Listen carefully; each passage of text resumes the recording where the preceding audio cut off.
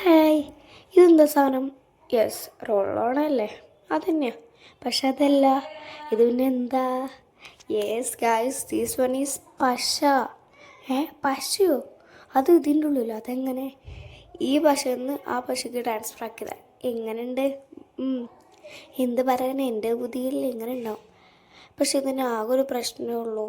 അതൊരു ഓട്ടമുണ്ടോ, അതുകൊണ്ട് നന്നായിട്ടാവില്ല. പക്ഷെ അതൊന്നും എനിക്ക് പ്രശ്നമില്ല. ഞാനെങ്ങനെയാണ് ചെയ്തോളൂ. നമുക്ക് ഒരു സാധനം ഉണ്ടാക്കാൻ പോവാണ്. അതിന് മുമ്പ് ഈ ഒരു ഡെസ്ക് ക്ലീൻ ചെയ്ത് ഉണ്ടാക്കാൻ സാധനം എന്താ പറയുന്നില്ല, ഒരു ഹോമാണ്. അതിന് വേണ്ടിയുള്ളൊരു ഫ്ലവേഴ്സാണ്. ഇതാണ് നമ്മുടെ ഹോം. നല്ല ക്യൂട്ടല്ലേ? എനിക്ക് ഭയങ്കര ഇഷ്ടമായി പിങ്ക് ഹോം.